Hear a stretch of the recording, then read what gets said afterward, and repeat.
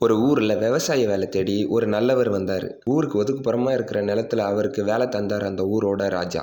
அதே நேரத்துல ஏதோ ஒரு வேலை கேட்டு வந்த ஒரு கெட்டவனுக்கு அதே நிலத்துல வேலை தந்தார் அந்த ராஜா. அடுத்த 90 நாள்ல வேலையை முடிக்க திட்டம் போட்டு வேலையை ஆரம்பிச்சாரு அந்த நல்லவர். ஆனா கெட்டவனும் எந்த வேலையும் செய்யாம வேலைக்கு ராஜா கிட்ட இருந்து வர்ற சாப்பாடை மட்டும் நல்லா மூக்க பிடிக்க சாப்பிட்டுட்டு நல்லா தூங்கிட்டு இருந்தான். எப்பவாச்சும் ராஜா வர நேரத்துல மட்டும் வேலை செய்யற மாதிரி பாவலா பண்ணி ராஜாவை நல்லா ஏமாத்திக்கிட்டும் இருந்தான். 90 நாள் வேலையை நல்லபடியா முடிச்ச நல்லவரோ ராஜா கிட்ட சன்மானம் வாங்க அரண்மனைக்கு போனார். பின்னாடியே இந்த கெட்டவனும் போனான். ராஜா 2 பேருக்கும் சரிசமமா சன்மானம் கொடுத்தான். அதை வாங்கிக்கிட்ட கெட்டவனும், ராஜா, இந்த 80 நாளும் நான் மட்டும்தான் வேலை செஞ்சேன், இவர் எந்த வேலையும் செய்யாம நல்லா வேலைக்கு சாப்பிட்டு தூங்கிட்டு மட்டும்தான் இருந்தாருன்னு பொய் சொன்னான்.